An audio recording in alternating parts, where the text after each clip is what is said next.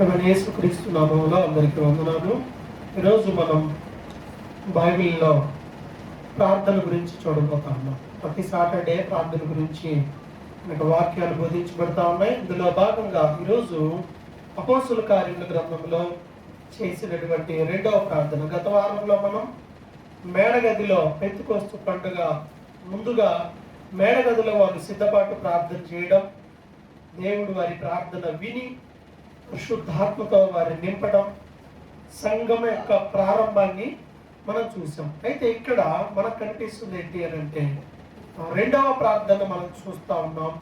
ఆ రెండవ ప్రార్థన ఎవరు చేశారు, దేని గురించి చేశారో మనకు కనిపిస్తుంది. అదేంటి అంటే అపోస్తుల కార్యముల గ్రంథం 4వ అధ్యాయము, అపోస్తుల కార్యముల గ్రంథము 4వ అధ్యాయము 23 నుండి, వారు విడుదల నుండి తమ స్వజనుల యొద్దకు వచ్చి ప్రధాన యాజకులను పెద్దలను తమతో చెప్పిన మాటలన్నింటినీ వారికి తెలిపిరి. వారు విని ఏక మనస్సుతో దేవునికి బిగ్గరగా మొరపెట్టిరి. వాళ్ళు ఏం ప్రార్థన చేశారు అనేది చూసే ముందు మనం ఆలోచన చేయాల్సింది ఏంటి అని అంటే అసలు ఏం జరిగింది, అంతకుముందు ఏం జరిగింది. వీళ్ళు ఏం చెప్పారు? వారు విడుదల పొంది అన్నారు. విడుదల పొందడం అంటే అప్పటి వరకు ఎక్కడ ఉన్నారు?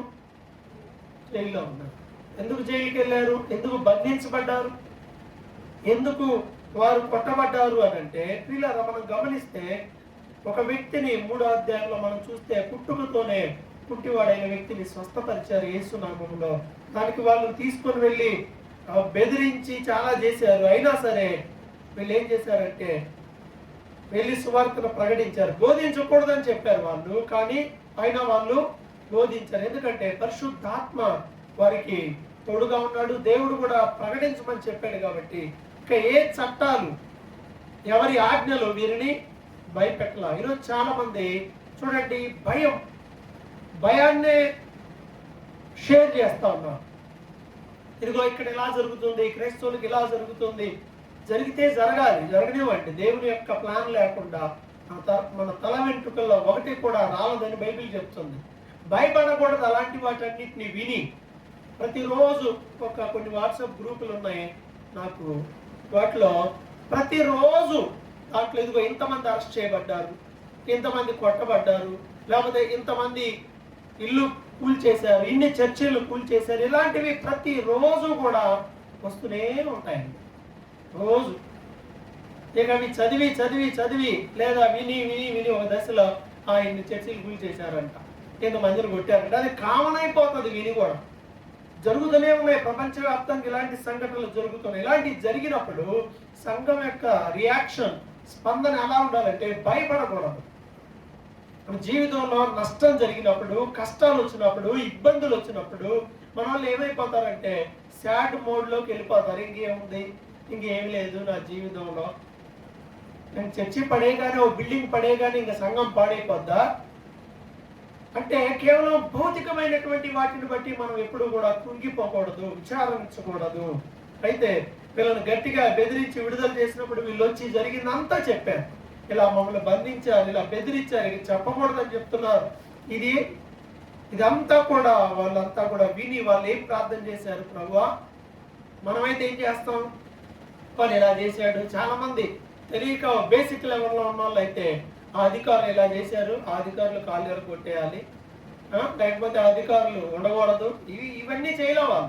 వాళ్ళు ఏం చేశారంటే ఆకాశానికి, భూమి, సముద్రం సమస్తాన్ని సృష్టించింది నువ్వే, అన్యజనులు ఎలా అల్లరి చేసిరి, రాజులు ఎందుకు ఆయనకి విరోధంగా లేచిరి, అధికారులు ఎందుకు కూడుకున్నారు ఇలాగా అని కీర్తనలు 2వ అధ్యాయం 2వ వచనంలో ఉంటుంది ఈ మాట. 2వ అధ్యాయం 2వ వచనం కీర్తనలో ఇదే మాట ఉంటుంది. అక్కడ అదంతా నెరవేరినట్లుగా, దావీదు ముందే చెప్పినట్లుగా ఇదంతా జరిగింది ప్రభువా అని వాళ్ళు ఏం చేశారు? ప్రార్థన 27లో ఏవి జరగవలనని నీ హస్తము నీ సంకల్పం ముందు నిర్ణయించను, వాటన్నిటిని చేయుటకై నీవు అభిషేకించిన నీ పరిశుద్ధ సేవకుడైన యేసునకు విరోధంగా పొంతి పిలాతో, అన్ని జనులతో, ఇశ్రాయేలు ప్రజలతో ఈ పట్టణమందు నిజముగా కూడుకొంది. ప్రభువా, ఈ సమయమందు వారి బెదిరింపులు చూసి రోగులు స్వస్థపరచుటకు నీ పరిశుద్ధ సేవకుడైన యేసు నామం ద్వారా సూచక్రియల మహత్కార్యములు చేయుటకు నీ చెయ్యి చాచి ఉండగా నీ దాసులు బహు ధైర్యముగా నీ వాక్యం బోధించినట్లు అనుగ్రహించుము. వీళ్ళు చేసిన ప్రార్థన ఇది. సమస్యలు వచ్చినప్పుడు శోధనలు వచ్చినప్పుడు, హింసలు ఎదురైనప్పుడు ఇలాంటి ప్రార్థన చేస్తారా? ప్రభువా సరే, నువ్వు జరిగించాలనుకున్నవన్నీ జరగనివ్వండి, ఇంకా నీకు మహిమ రావాలి, ఇంకా నీ గొప్ప కార్యాలు జరగాలి, చేయి ప్రభు అని ఇంకా ధైర్యంగా మనం ప్రార్థన చేస్తామా?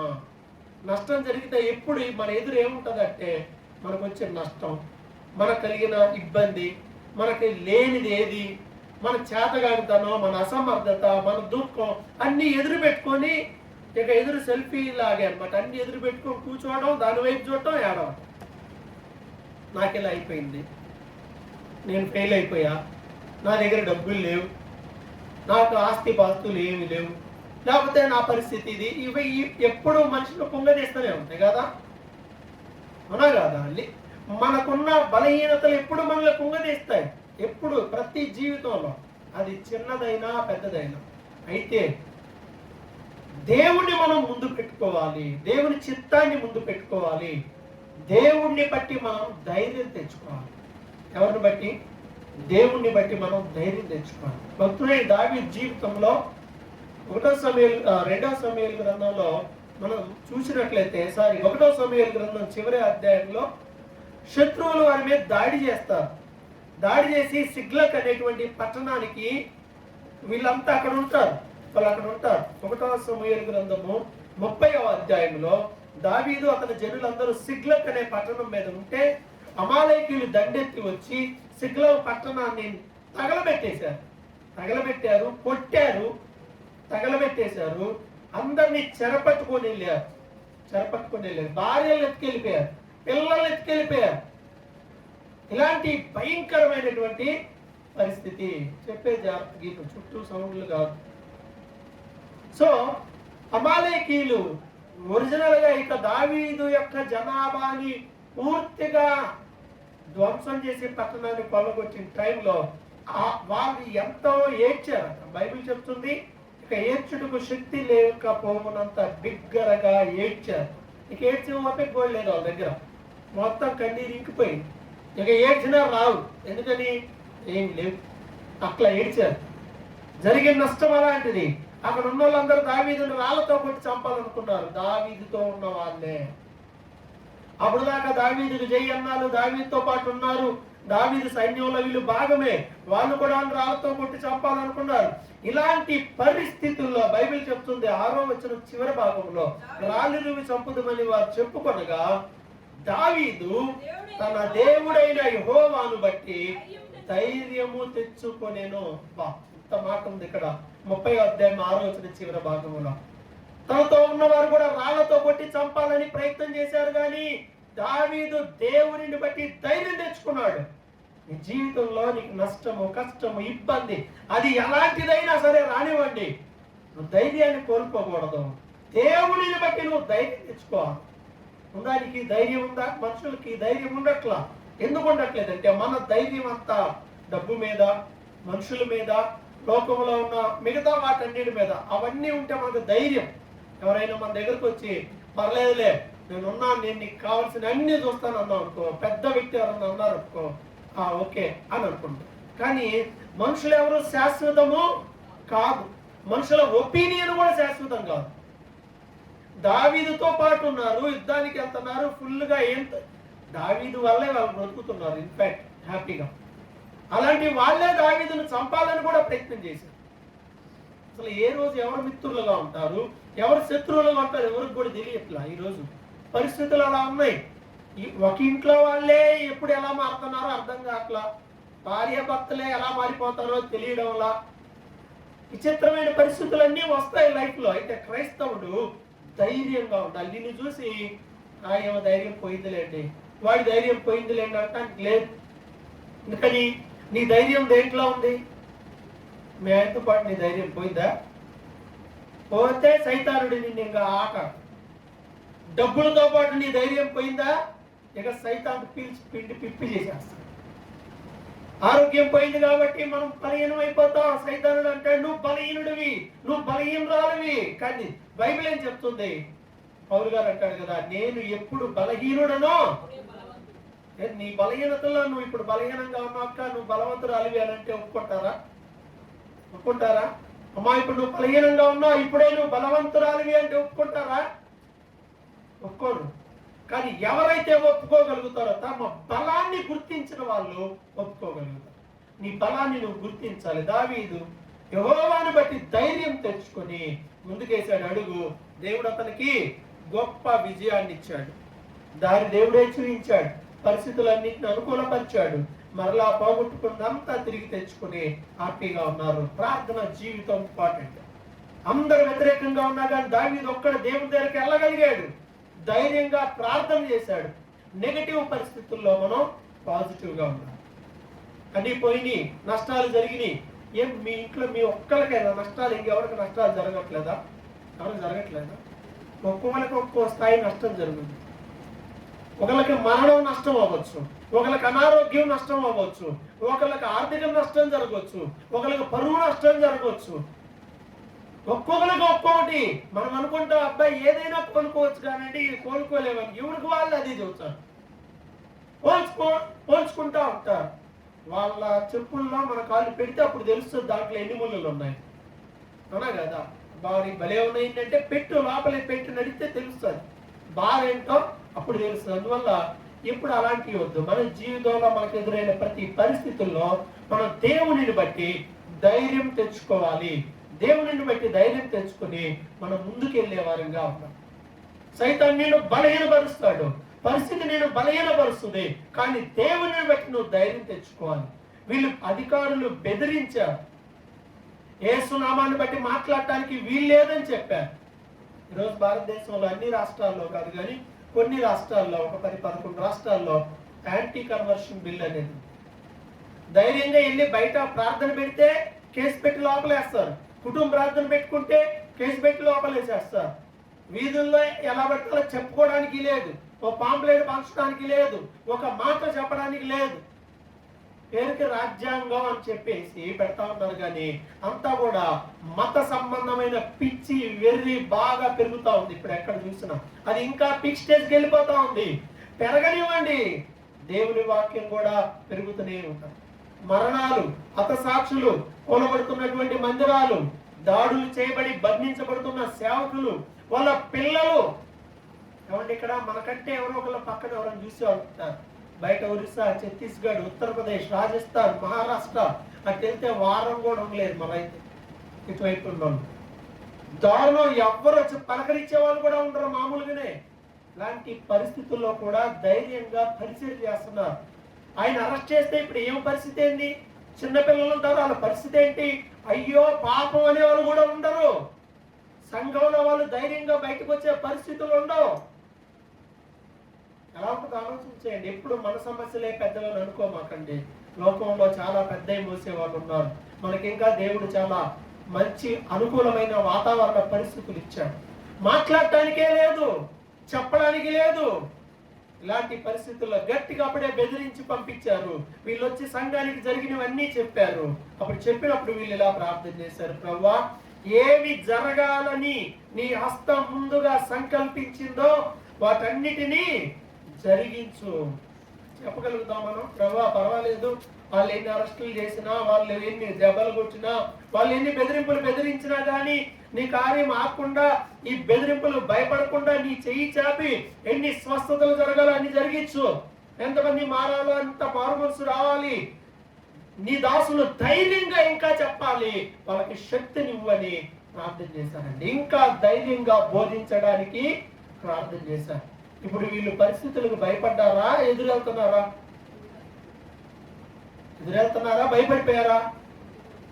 వీళ్ళు మనలాంటి మనుషులు కాదా? కొడితే దెబ్బ వాళ్ళకి తగలదా? పరిశుద్ధాత్మ వచ్చి ఆమె తీసుకుంటున్నాడా?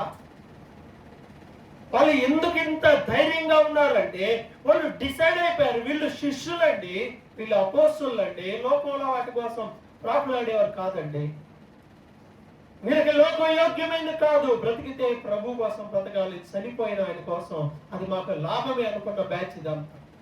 రోజు విశ్వాసులు ఎలా ఉన్నారు? ఎలా ప్రార్థనలు చేస్తున్నారా? ప్రభువా నీ కార్యాలు జరిగించు ప్రభువా, ఆత్మ కార్యాలు జరిగించు ప్రభువా, మా కుటుంబంలో నీ ద్వారా జరగాల్సిన కార్యాలు జరిగించు ప్రభువా. సరే జరిగిందేదో జరిగిపోయింది, ఇక ముందు ఉన్న వాటిలో నీ కార్యాలు జరిగించు ప్రభువా. ఈ ప్రార్థనలు ఎక్కడ ఉన్నాయండి? భయపడుతూ ఉండిపోతున్నారు. ప్రభువా అదయ్యా ఇదయ్యా ఏడుస్తా ఉంటుంటే మగ్ధలేని మరి ఏడ్చినట్టు ఇంకా ఏడుస్తున్నారు చాలా మంది. ప్రభు అందుకే వచ్చి ఆ దగ్గరకు వచ్చి ఒక క్వశ్చన్ అడిగాడు. ఏమడిగాడు? అమ్మా ఎందుకు ఏడుస్తున్నావు? ఒకసారి ఏడుస్తూ ఉంటాం కదా, మీరు ఏడ్చిన సందర్భాలు ఎదురు రాసుకోండి. ఎందుకు ఏడ్చారో ఒకసారి రాసుకోండి మీరే. ఎందుకు ఏడుస్తావు? ఒక మాట అంటే వెంటనే ఏడుస్తారు. ఎవరన్నా అనుకున్నారు అని తెలిస్తే కూర్చొని ఏడుస్తూ ఉంటారు. ఎవరైనా మన అసమర్థతను ఎత్తి చూపితే ఏడుస్తూ ఉంటారు. ఏదన్నా చిన్న చెప్పాను కదా, పరిస్థితులు అనుకూలంగా లేకపోతే ఇక కూర్చొని ఆడవటమే. అలా ఏడ్చుకుంటా కూర్చుంటే ఇంకా ఆడే ఉంటాం. ఏడ్చి ప్రార్థన చేయాలి. ఏం ఏడుస్తుంది? ఎందుకు ఏడుస్తుంది? ప్రభుని ఎవరో ఎత్తుకెళ్ళారు. ఏమో చూసిందా? పోని చూసిందా? ప్రభుని ఎత్తుకెళ్ళటం చూసిందా? అది నిజమే కాదు, అనవసరమైన దానికోసం ఏడ్చుకుంటా కూర్చుంది. నీ జీవితంలో ఇంకా అలానే వద్దు, అడుగు ముందుకే, విశ్వాసంతో అడుగు ముందుకే. మనకి చరిత్రలో చాలా స్ఫూర్తిదాయకమైన వ్యక్తులు కనిపిస్తారు. ఈరోజు మనకి ఇంటర్నెట్ బాగా అందుబాటులోకి వచ్చింది. అలా కొడితే చాలు స్ఫూర్తిదాయకమైన వ్యక్తులు జీవితాలకు వస్తే, ఓ చిన్న వయసులోనే కాళ్ళు బాగొట్టుకున్న వాళ్ళు, కళ్ళు లేని వాళ్ళు, చేతులు లేని వాళ్ళు, అసలు పుట్టుకతోనే కాళ్ళు చేతులు లేకుండా కూర్చున్న వాళ్ళు, పుట్టుకతోనే కళ్ళు లేని వాళ్ళు, ఎర్లీ జీవితం అత్యంత దారుణంగా ఉండి మళ్ళా కాదు అత్యంత దారుణంగా బ్రతికిన వాళ్ళు, మన లైఫ్ లో ఉన్న సక్సెస్ఫుల్ స్టోరీస్ అన్ని స్ఫూర్తిదాయకంగా ఉంటాయి. మరి చదువుకున్నాం కదా మనం కూడా, అవన్నీ లోక సంబంధంగా అంత సక్సెస్ అయితే మనం దేవుణ్ణి కలిగి ఉన్నాం, మనం ఇంకెంత సక్సెస్ అవ్వాలి? బ్రెయిన్ అంతా పనికి వాటికి పెట్టి లోకంలో ఇటు అటు ఏదో చిన్నగా ఆలోచన చేస్తే ఎలా ఉంటాడో అండి. విశ్వాసంతో ఆలోచించుదాం. ప్రార్థనలో దేవుని యొక్క శక్తిని గుర్తెరిగి ప్రార్థించుదాం. ఎందుకు చిన్న వాటితోనే సంతృప్తి పడాలి? ఎందుకు దేవుని కోసం గొప్పవి చేయకూడదు? ఎందుకు దేవుని కోసం గొప్ప కార్యాలు మనం చేయకూడదు? ఎందుకు దేవుని దగ్గర నుండి గొప్పవి మనం ఆశించకూడదు? చెప్పండి. మన ఆలోచన అంతా చాలే, చిన్నది ఏదో నాకు చాలే అంటే ఇంకట్టే ఉంటుంది. విశ్వాసంలో గొప్పగా ఉంటుంది. మీ పిల్లలకి ఏదన్నా ఇవ్వాలని దేవుడు అడిగాడు అనుకో, ఏమడుగుతారు? ఏ నెలకు ఒక 5,000 వచ్చేది ఏదన్నా ఇవ్వండి అయ్యా, హ్యాపీ బతుకుగా అని అంటారా? అంటారా? ఏమడుగుతాం? ఓ పెద్ద ఇంజనీర్ అయిపోవాలండి, అసలు ఈ ఏరియాలో మా పిల్లలు మించిన వాళ్ళు ఉండకూడదండి. బాగానే కోరికలు కోరుతున్నాం కదా. మరి అలాంటి ధైర్యం, అలాంటి విశ్వాసం, అలాంటి గొప్ప భక్తే కలిగి ఉండొచ్చు కదా. ప్రభు సన్నిధిలో కూడా, అవును ప్రభా నువ్వు ఉన్నావు, నువ్వేమైనా చేయగలవు, నా స్థితిగతులు నువ్వు మార్చగలవు, ఆరోగ్యం ఉన్నా పోయినా, డబ్బు ఉన్నా పోయినా, ఏం జరిగినా నువ్వు ఉన్నావు, మాకు ధైర్యం చాలు, నువ్వు ఉంటే మాకు చాలు ప్రభా, మమ్మల్ని ముందుకు నడిపించని నువ్వు విశ్వాసంతో అడిగేస్తే దేవుడు అనుకుంటాడు దావీదులాగా ఈ ధైర్యం, లేదా ఈ ఆది సంఘం చేసిన ప్రార్థన యొక్క ధైర్యం ఇవి చూసే దేవుడు ఇంకా గొప్ప కార్యాలు చేశాడు. అలా చేస్తాడు. అలా కాకుండా నా చేత కాలేదులే, నా వల్ల కాదులే, ఇంకేముందిలే, అయిపోయిందిలే, ఇలా ఇవన్నీ అనుకుంటే లైఫ్ ఎప్పుడు కూడా సక్సెస్ అవ్వదు. విశ్వాస జీవితంలో కూడా సక్సెస్ అవ్వాలి అంటే మనం దేవుడి దగ్గరికి వెళ్ళి ధైర్యంగా ప్రార్థించాలి. వీళ్ళు ధైర్యంగా ప్రార్థించారు. ఆది సంఘం ప్రార్థనతో ప్రారంభమైంది. మేడగదిలో ప్రార్థనతో ప్రారంభించారు. వ్యక్తిగతంగా పేతురు, యోహాను ప్రార్థన సమయంలో పాటించారు. సంఘం కోసం వీళ్ళు ప్రార్థన చేశారు. శ్రమల్లో ప్రార్థన చేశారు. శోధనలో ప్రార్థన చేశారు. మన వాళ్ళకి శ్రమలు వస్తేనే జారిపోతా ఉన్నారు. రాతి నేల మెత్తబడిన వారు వాక్య నిమిత్తం శ్రమ, హింస వచ్చినప్పుడు ఏమైపోతారని బైబిల్ చెప్తుందంటే, శోధన కాలంలో వాళ్ళు తొలగిపోతారు. నీకు శోధన వచ్చినప్పుడు నువ్వు నిలబడే టైం అది. అప్పుడు నిలబడకుండా ఎగ్జామ్స్ అప్పుడు నేను కాలేజీకి పోనంటే ఏమవుద్ది? పొద్దున ఎగ్జామ్, రాత్రంతా చదివాను, అలసిపోయాను, నేను పోనంటే ఏమవుతుంది? ఆడే ఉంటావు. ఇంకో 10 ఏళ్ళైనా 10వ తరగతి చదువుతావు. పరీక్షల్లో పోతే ఎలాగున్నా అంతే. విశ్వాస జీవితంలో నీకు వచ్చే పరీక్షలు సరిగా ఎదుర్కోకపోతే సప్లిమెంట్ కాదు, అసలు నువ్వు పరీక్ష రాయట్లేదు కదా. నువ్వు ఫెయిల్ అయితే పానీలే, ఫెయిల్ అయితే మళ్ళీ సప్లిమెంటరీ అనుకోవచ్చు. అసలు నువ్వు ఎగ్జామే రాయట్లా. విశ్వాస జీవితంలో పరీక్షలే తీసుకోవట్లా. నువ్వు చదివినట్టే కాదు, నీ విశ్వాసం సరైనది కాదని అర్థం. ప్రార్థన జీవితాన్ని కలిగి వ్యక్తిగత ప్రార్థన. రెండవది ఇక్కడ సంఘం యొక్క ప్రార్థన మనం చూస్తున్నాం. సంఘం యొక్క సేవకుల కొరకు ప్రార్థన చేశారు. ప్రభువా వారి ద్వారా నీ కార్యాలు జరిగించు, వారిని బలపరచు, వారిని వాడుకో, వారి ద్వారా అద్భుతాలు చేయి, వారి ద్వారా స్వస్థతలు చేయి, వారి ద్వారా నీ వాక్యం బయటకు వెళ్ళాలి. ఇలాంటి ప్రార్థన చేశారు. సేవకుల నిమిత్తమై ఎలాంటి ప్రార్థన చేస్తున్నారా? సంఘ కార్యక్రమాలు బలంగా దేవునికి భయంకరంగా ఉండాలని ప్రార్థన చేస్తున్నారా? విజ్ఞాపన మిగిలితే నీ కోసం ఎంత బారు ప్రార్థన చేస్తారు, పక్కన వాళ్ళ కోసం ఎంత చేస్తారా? రక్షించబడిన హృదయం ఇదే. రక్షించబడిన హృదయానికి రక్షణ లేని హృదయానికి తేడా వెంటనే అర్థమైపోద్ది. ప్రార్థన చేయమనగానే అర్థమైపోద్ది. ఇక మొదలు పెడతారు అన్ని ఇంట్లో అక్కడక్కడే తిరుగుతూనే ఉంటారు.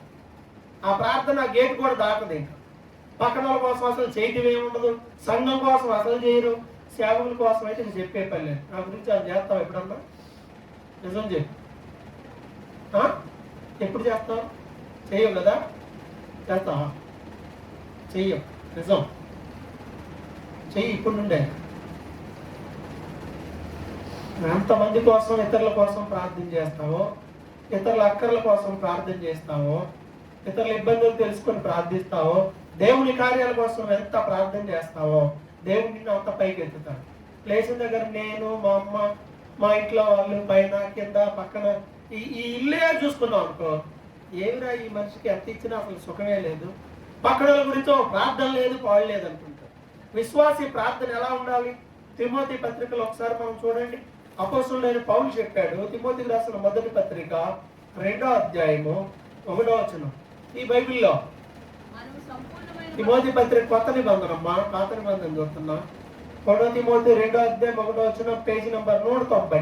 మనము సంపూర్ణ భక్తియు మాన్యతయు కలిగి నెమ్మదిగాను సుఖముగాను బ్రతుకు నిమిత్తము అన్నిటికంటే ముఖ్యముగా మనుషులందరి కొరకును, రాజుల కొరకును, అధికారుల కొరకును విజ్ఞాపనలను, ప్రార్థనలను, యాచనలను, కృతజ్ఞతాస్తుతులు చేయవలని హెచ్చరిస్తున్నాను. ఇది మన సంపూర్ణమైన భక్తి.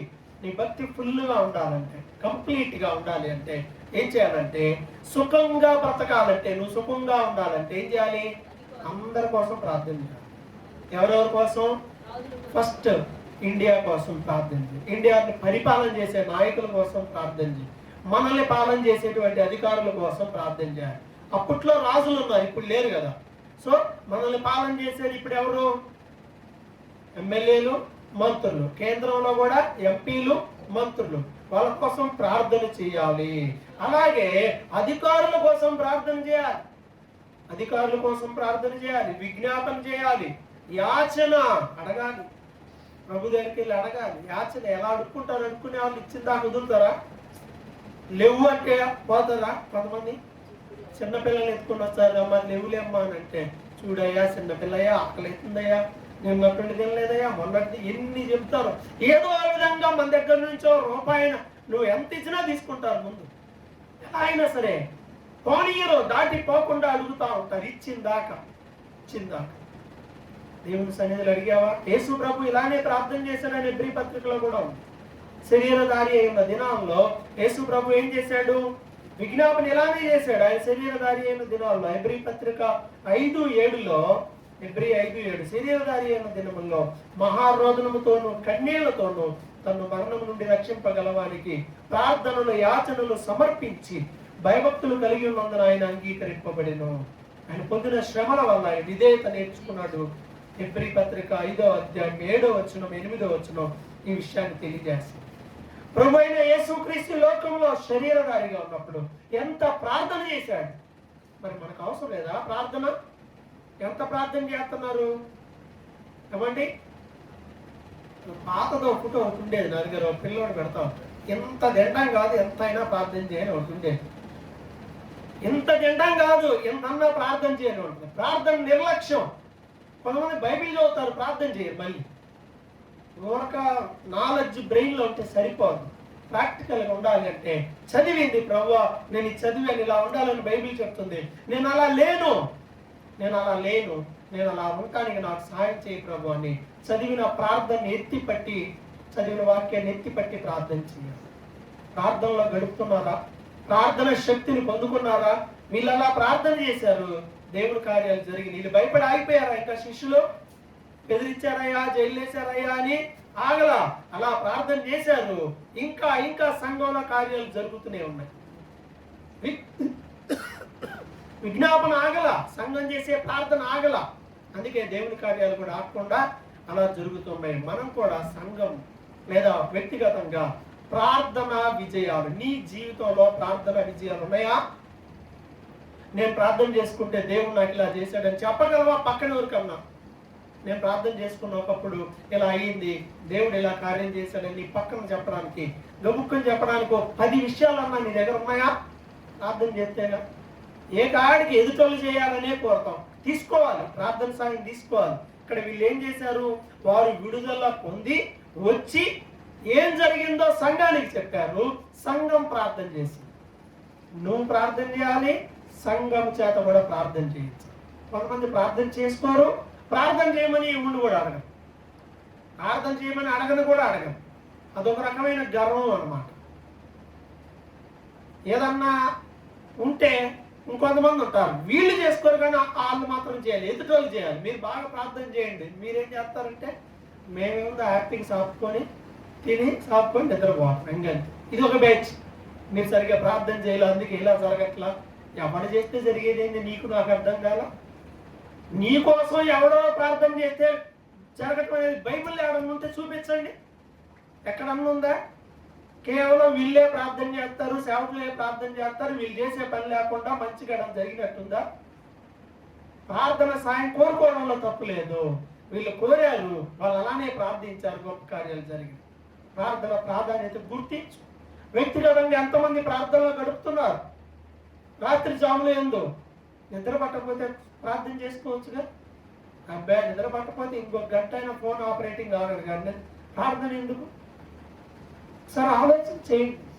టైం వేస్ట్ అయిపోతుంది కానీ ప్రార్థనలో గడపడంలా. పర్సనల్ ప్రేయర్, గ్రూప్ ప్రేయర్ మనుషులకి ఇది రుచించట్లా. ఏదో భోజనాలు అయితే చెప్పండి, ఎగరేసుకుంటూ వచ్చారు.